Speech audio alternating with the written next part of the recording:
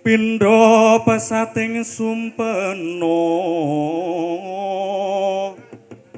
sumusuping rasa jati ung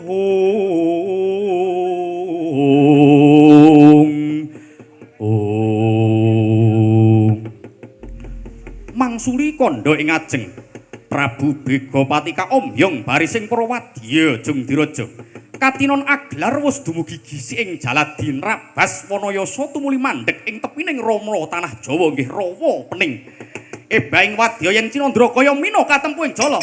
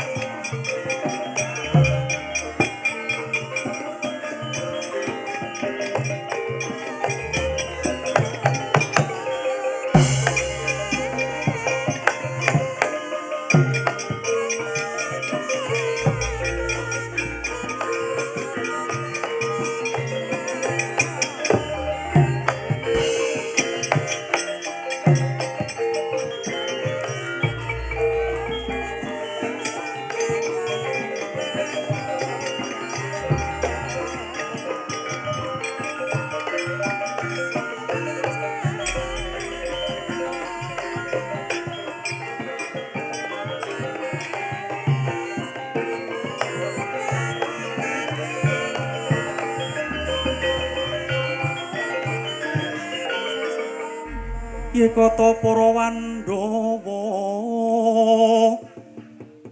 gumregut manggut mangajab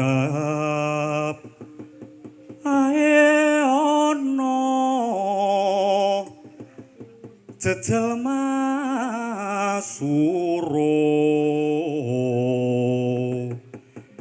sumahaping pabarisan wang-wang ono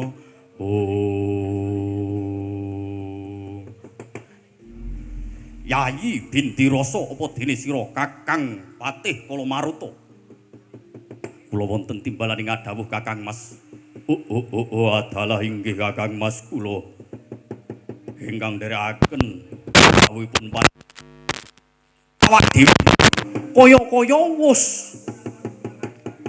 lumawat nganti tekan tepining samudra manjing ana ing Wanayasa banjur hanggetek ana ing madyaning rawa-rawa apa iki sing jenengane tanah Jawa menawi nitik saking ebaing para kawula ingkang tansah tanduk aris lan ugi andhap asore sae sanget lan ugi suba sitone sanget menika boten pangling menika negari tanah Jawa ananging kawula dereng munyurupi napa niki sampun dumugi ungganing negari Dwarawati semanten ugi ingkang pun abdi Dewaji menawi panjenengan badhe handangu kagepuk perang dinten meniki sumangga kula ya aja nganggo suwe dina iki goleki lan den upadi saben ketemu sapa wae kepethuk karo pawongan sapa wae ditakoni yen menawa kuwi pancen tepung marang wujuding negara Dwarawati ora semang wedi kangelan banjur awak dhewe lumawat inggih sumangga kula dherekaken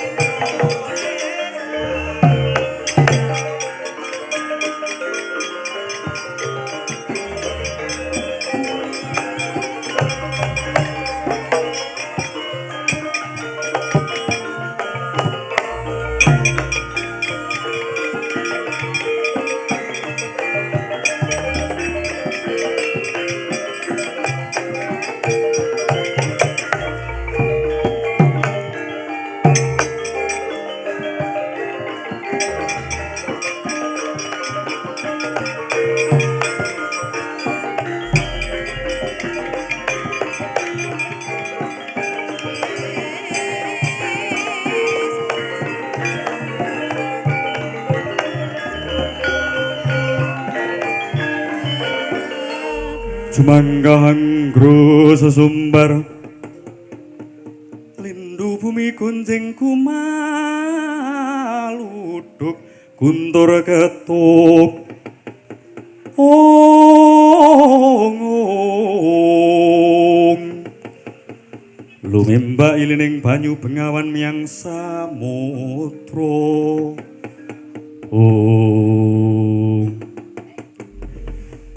Kakang Pati Udo inggih Yayi Mas Setyaki wonten dawuh awak dhewe kudu ngrondani ana ing madyaning negara Ndhuwurwati lah kok ora pati nduga mono Kanjeng Koko Prabu Ndhuwurwati kaya wong sulapan nadyan awak dhewe nyumurupi yen to nata Prabu Ndhuwurwati ingkang kundhange Titis Wisnu kuwi iso ngambah Jumantara iso lumating ndi wae duwe aji panglimunan lan kabeh aji ingkang bebasan nyoroh langit inggih ananging ana kaelokan sing janggal madyaning negara Ndhuwurwati mula awak dhewe kudu sing praitna ngati-ati ayo dirondani inggih monggo kula dherekaken Yai Mas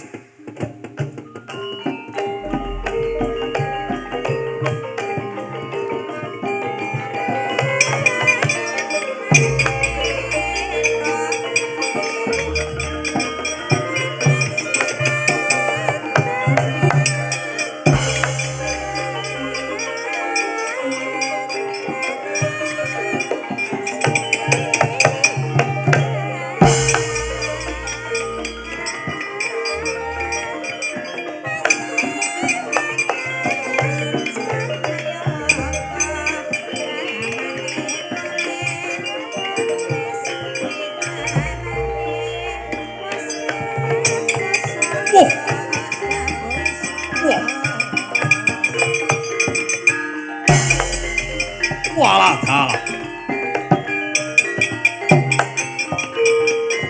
Wah.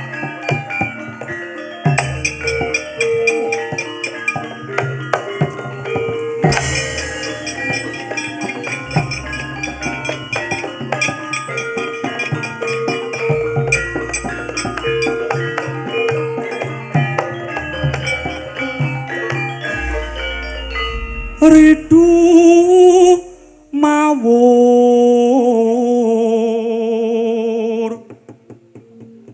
mangawur-awur rahan tengarane ngajurit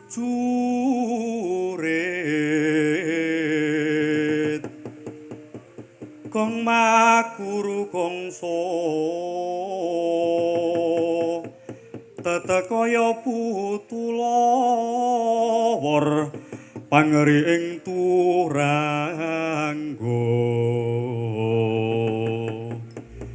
twaja lelayu sebet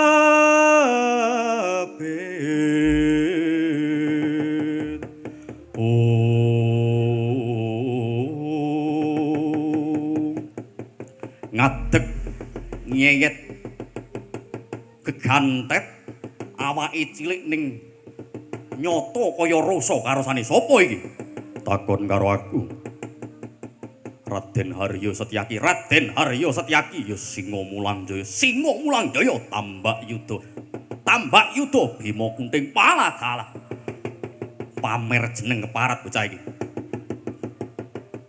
ana paran sliramu bakal lumawat mancing ana ing negari Ndhuwurwati piye ana paran sliramu bakal mancing ana ing negara Ndhuwurwati kowe ngandhakake yen iki negara Ndhuwurwati iya dasar kepara nyata aku minangka dadi senopati gedhuk tetanggulaning kiwuh praja ing Ndhuwurwati Paladalah kepasang yudha katujuh ngene nger yen mengkono dina iki aku bakal nderekake marang sesembahanku Prabu Begobati ingkang kinarya bakal sowan manjing manunggal ana ing negara Ndhuwurwati ingkang wigati bakal suwita lan beguru ngarsaning Sang Nata Ndhuwurwati ya ingkang hajejuluk Sang Sinuwun Prabu Sri Bathara Kresna ya ananging dina iki Sang Nata Ndhuwurwati nembe singlar ing Datulaya nembe singlar saka negari wah kowe aja cubriya anggonmu kowe matur ngarsane panjenengan ingsun. Wisi ing gaib, wisi ing jawata saka Kakang utawa Kadang Merdaku Kakang Mas Prabu Begopati. Yen to dina iki wis bakal kasembadan. Kadang Merdaku bakal iso sak pejagong ngarsaning Ratu Dwarawati. Kowe aja matur dura ngarsane panjenengan ingsun. Ura-uraban swaramu wani nuding-nuduh marang satriya lan uga minangka dadi cecucuke ngajurit negara Dwarawati. Yen aku ora ngeparengake kowe bisa apa, walah dalah matno sasta didiramu teken Aji Jaya Kaijan wae Setyaki. Ya ana paran nadyan kek tepung. Mbok menawa aku karo kowe iso tangkep Jaja. Luntaking ludira dina iki, wataking wong sabrang ora bakal mundur, rawe-rawe rantas malang-malang putu. Ya. Yen mengkono maju tak gelandang kowe lah dalah iki marganing patimu sak gendhingmu tak kendhangi.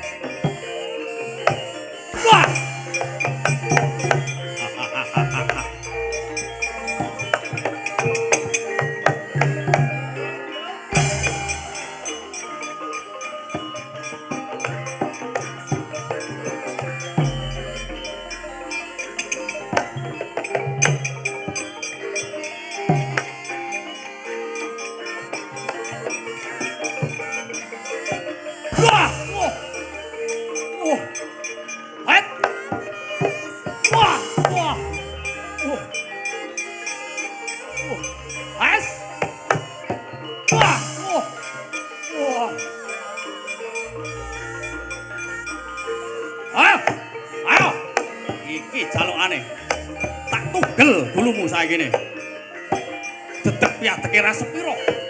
Hah? Ayo. Wah. Wah. Wah. Ayo maju.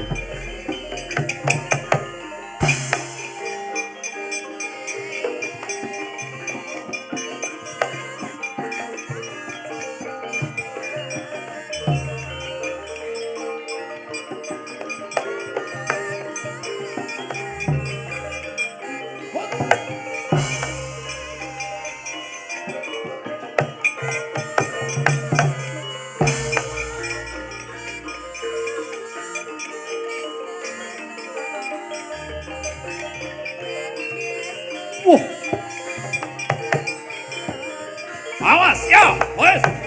Ha. Wah. Yo. Hup.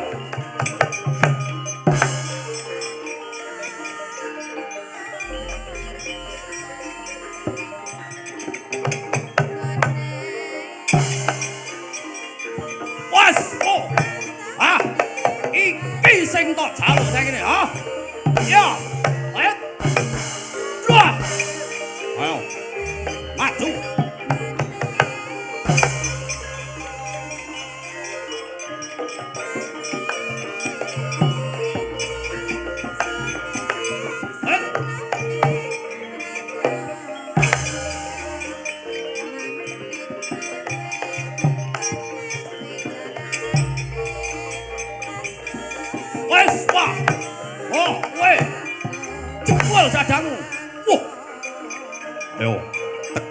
siji jan. Wes.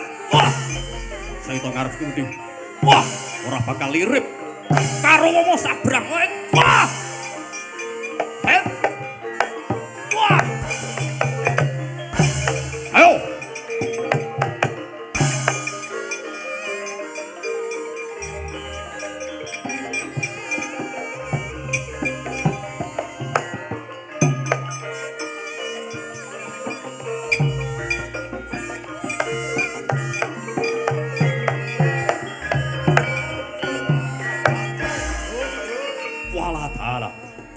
Ing atase wong-wong tanah Jawa jebul ora iso diksangga enteng ya.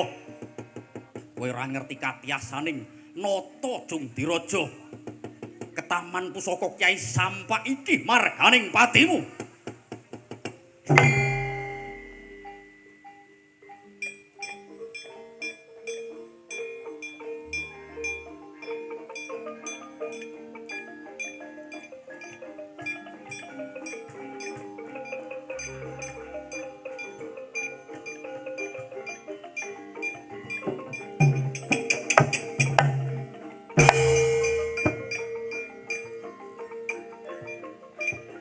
Ayo, ora bakal bisa sambat kowe.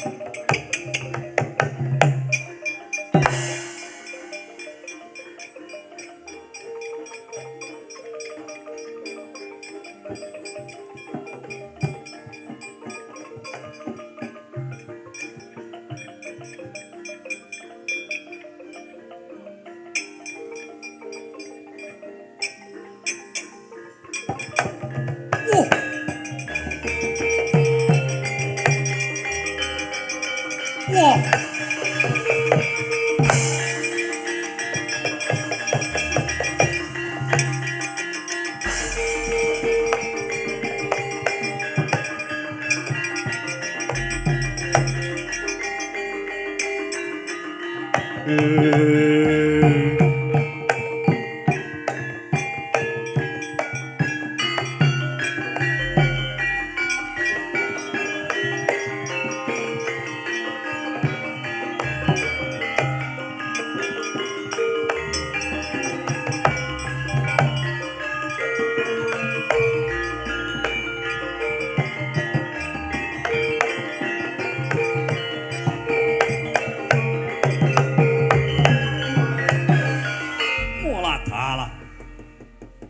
Nitik saka lengkering wadana lan ada wedanane iki Nalendra.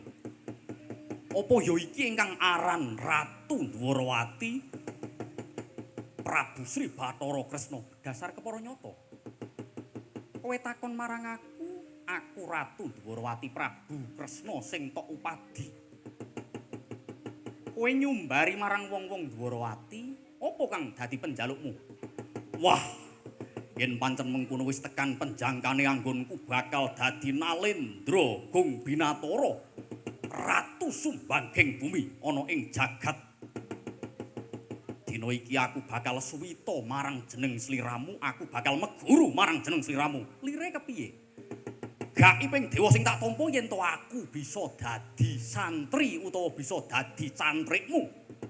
Bakal kasembadan yen to aku minangka dadi ratu ning para ratu, dewaning para dewa. Kuwi adalah ora gampang dadi cantrike Nata Dwarawati. Lire kepiye? Kowe matur kang kaya mengkono. Akeh sing kudu tak jaluk saka jeneng sliramu.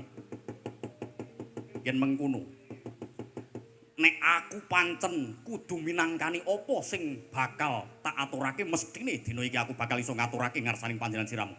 Aku ki wong sugih blegedhu, ratu ingkang Blewi. Blewi ki piye? Blewi ki sugih. Kaya kanca-kanca yoga ngono kuwi sugih. Oh mengkono ya. Aku bakal njaluk siji. Piye? Kowe kudu iso ngungkuli Narpati utawa Nalendra ing Dwarawati. Ngungkuli tegese piye? Kowe kudu iso ngungkuli ana ing sak nginggiling mestakaku. Mengko kowe bakal nyumurupi ngilmu sing tok upadi. Ya, yen mengkono toto. Ya.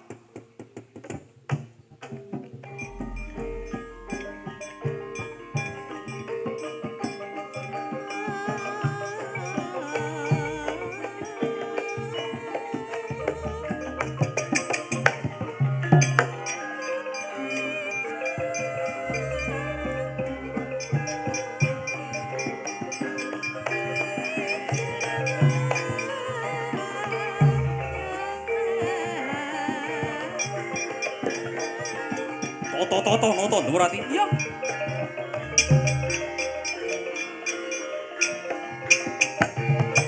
Wah. Wah. Wah.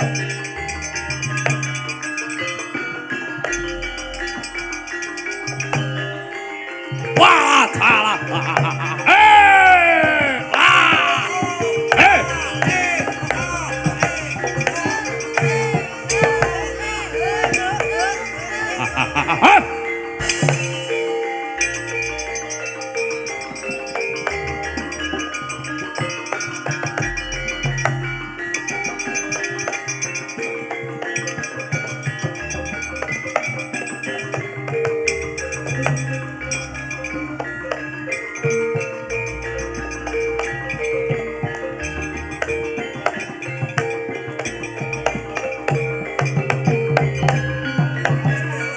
Buta Pandhawa tata gati wisaya Indriyaksa swara maruta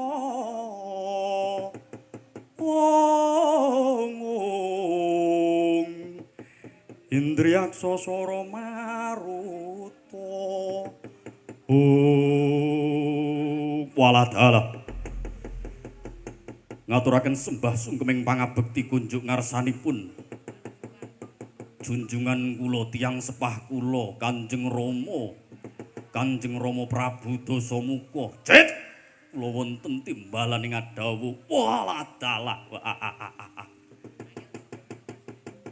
Pinter temen anggonmu iso ngungkuli marang wong atuwamu merga awak dhewe iki wis badan sukma. Utawa wis wujud kumara ora kaya biyen duk nalika lelakon Ramayana ya ana ing lelakon aku lan kowe madeg kukuh jumeneng ana ing Ngalengka Diraja. Inggih. Dados gaib dewa ingkang kula tampi. Ya bener. Pancen kowe kudu manjing ana ing negara Dwarawati. Merga Ratu Dwarawati nembe ngupadi wujuding wahyu kamulyan. Mula wit dina iki aja wedi kangelan.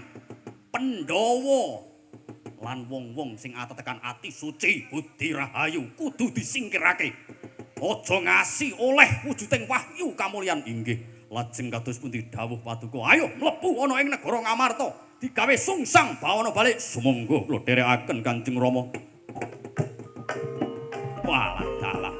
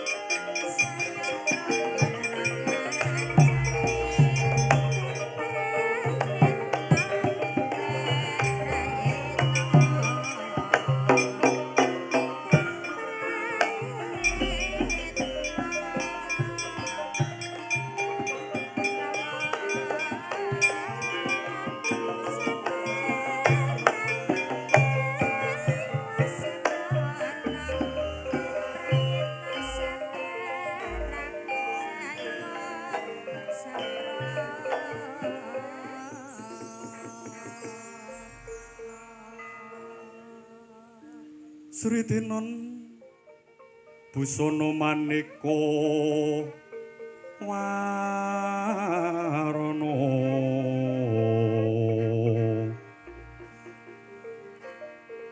renggeng kencana ratna bra bandera layu kumitir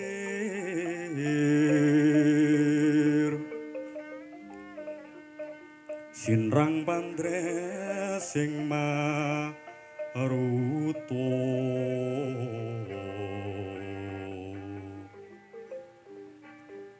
serana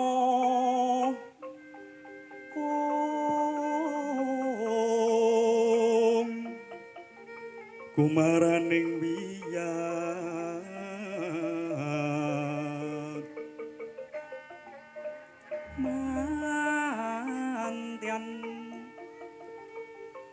kumlebeting dwaja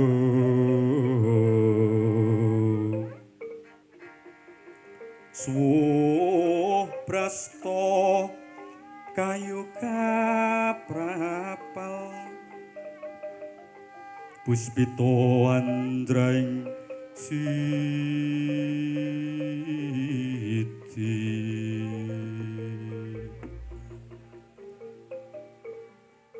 ron mawur katyuping angin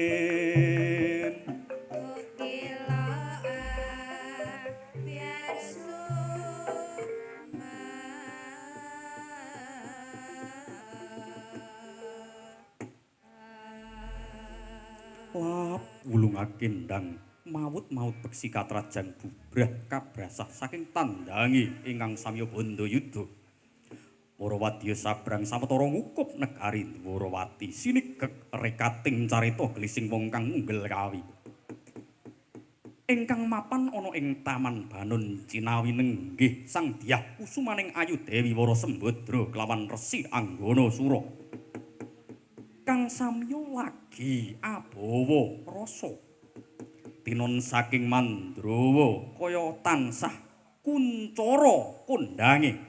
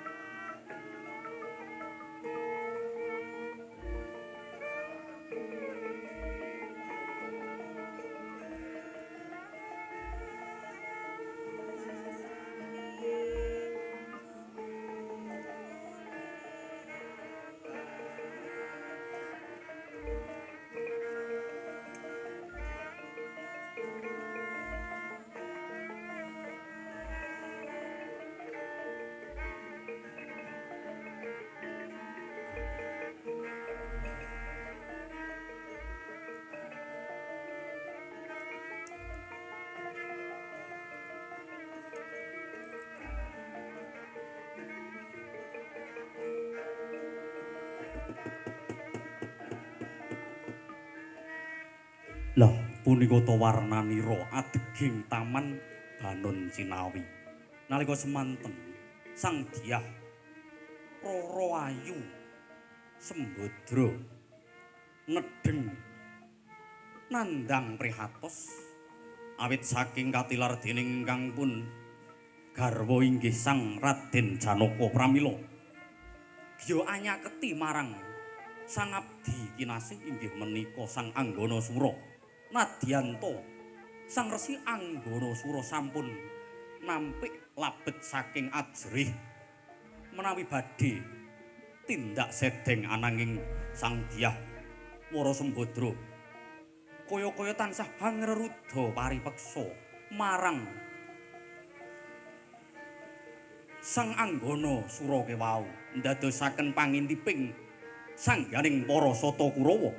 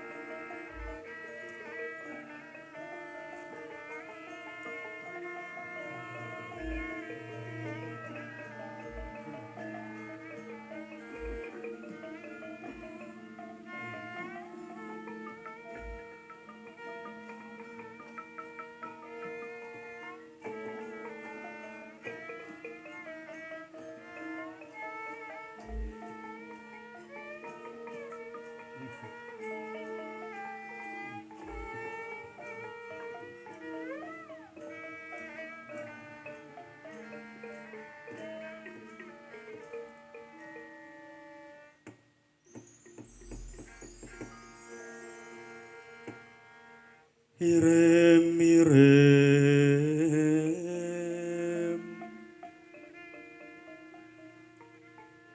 Ong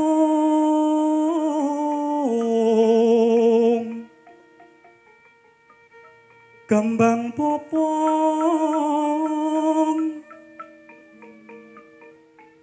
teratebang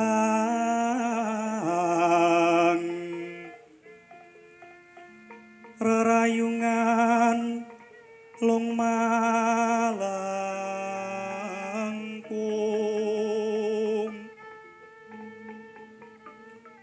tumalong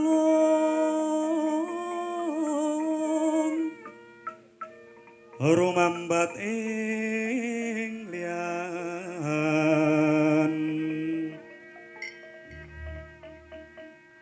weh semugang maworaras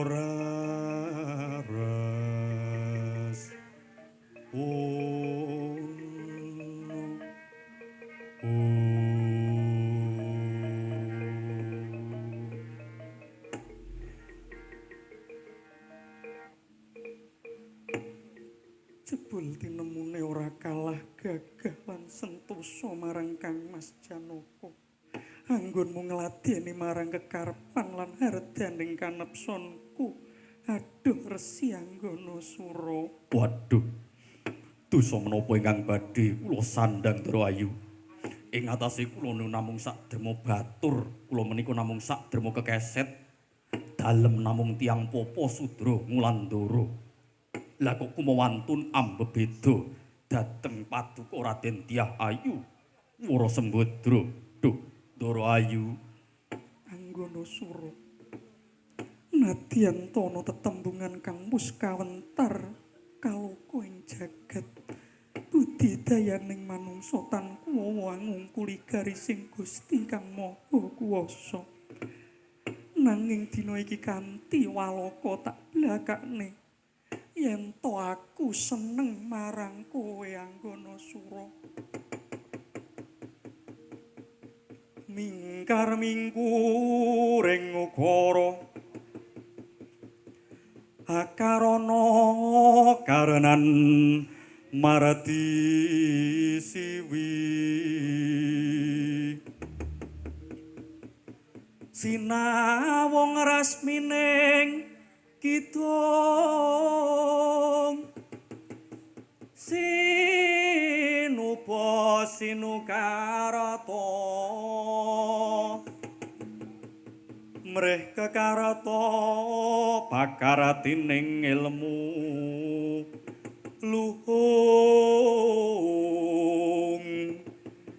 kang tumrap ing tanah Jawa agama ageming haji.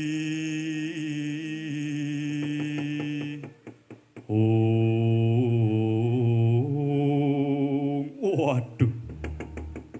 Kula ature mutur ayu. Panjenengan menika sampun tetimbangan kaliyan Bendoro kula Raden Janaka. Menawi tumindak peteng glibeng hangleliweng menika tasih piyambak lampahi tartemtu dangu sangsaring dangu badhe kawistara lan ketingal. Kula ature mut Ndoro Ayu. Dina iki uga yen kowe ora gelem nderekake apa ing dadi dawuhku mestine kowe tegel marang aku. Piak. Woi, maling.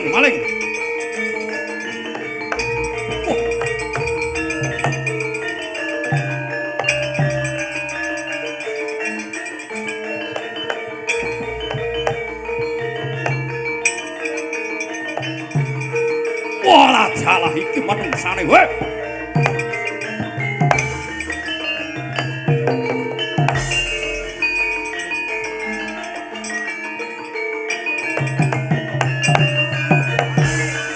Parat-ratatanan ora patut. Ing atase kuwi minangka dadi batur lah kok wani nyempalani. Wani ramban-ramban tresno marang bendarane dhewe. Sopo kang dadi aranmu aku? Minangka dadi kadang werdone Raden Janaka orang lilakake yen sliramu sedheng marang adiku lan ya uga mbakyuku Bratajaya ing atase seneng padha seneng kowe arep ngopo walah dalah makna sastra jendramu teken aji Jawa kawijayanmu iki marganing patimu Singalena Prateng lalis.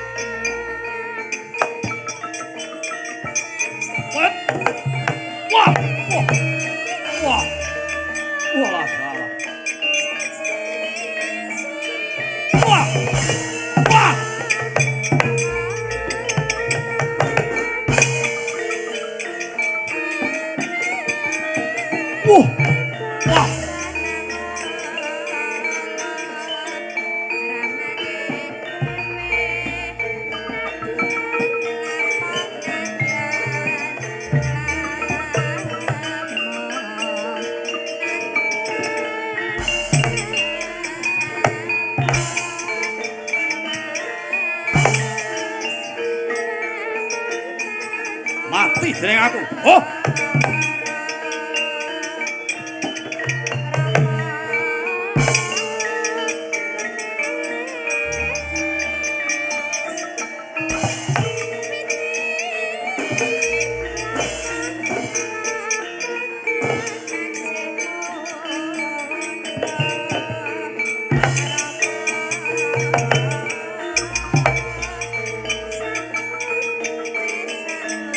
Ayo.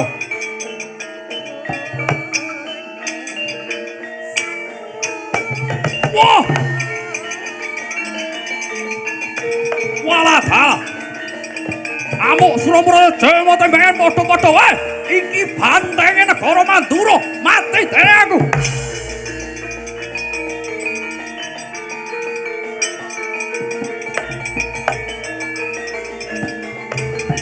Walah dalah. Wah!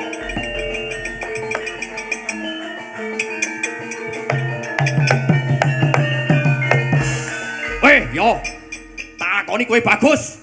Tak akoni kowe gembelo, he. Resi Anggana Sura, kowe ra duwe tata krama. Lire kepiye? Kowe wani ramban-ramban, kowe ra weruh lek nomripatmu gatena gopomu. Nata Mandura kadang werdane Bratajaya. Kowe wani ngregeti Taman Tilam Sari. Kelakon tinjong akhirat kowe sing mati. Wah! Wah! Wah!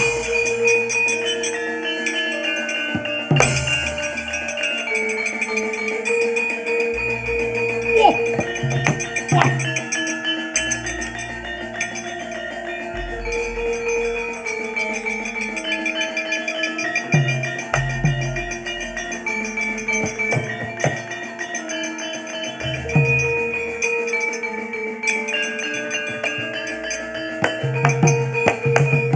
Yo, tak akoni pancen kowe wong digdaya. Ora semang nyuwek-nyuwekke wektu. Dina iki uga mati dening senjata Kyai Nenggala. Iki marganing patimu. Oh!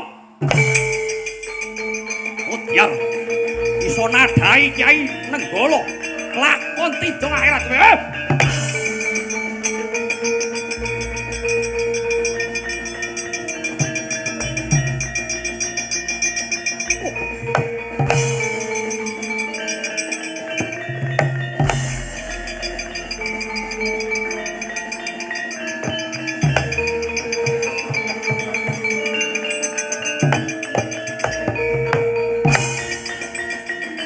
Walah dalah. Wah. Wah. Walah.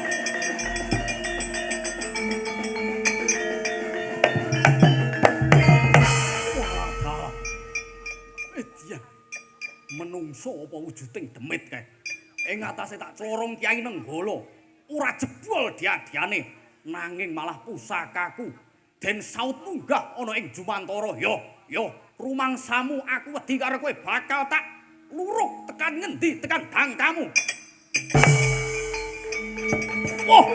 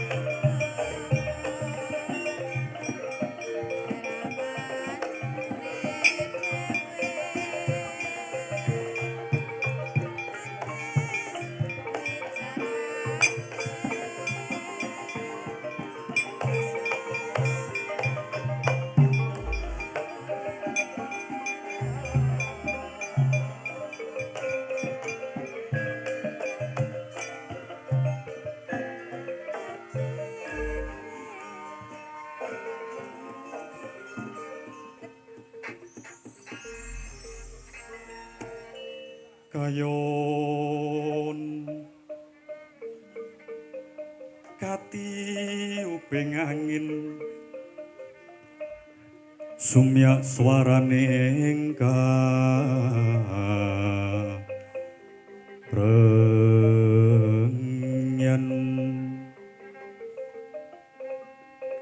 samirono mawur kelawan wiyores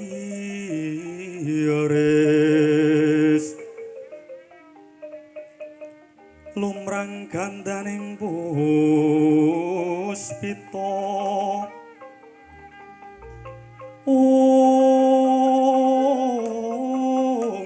karengguan putani ora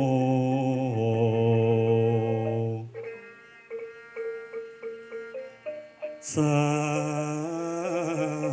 dwijo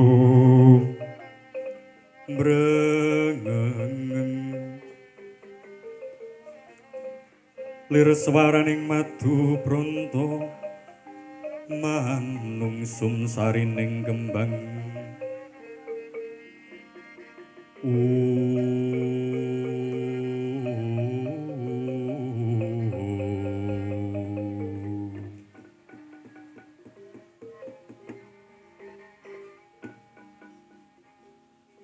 leri ler tandure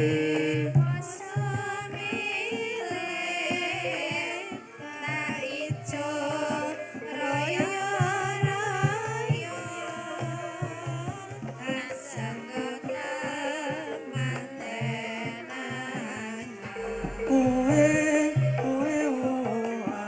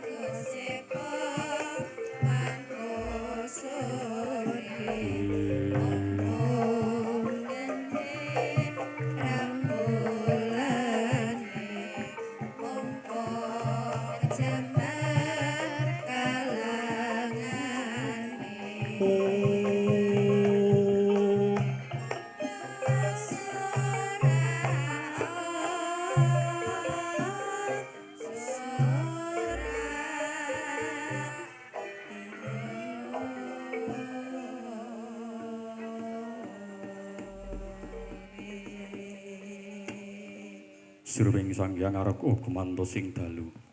Jroning ratri dereng wonten ingkang kacarita. Amung Sang Hyang Pratangga Pati judul saking Brang Wetan. Kaling-kalingan mega sarta gunung-gunung parandene bisa merbawani jagat raya. Dupi tatasing kamantyan diwasane rawau kawusa ngancik titiwancine goro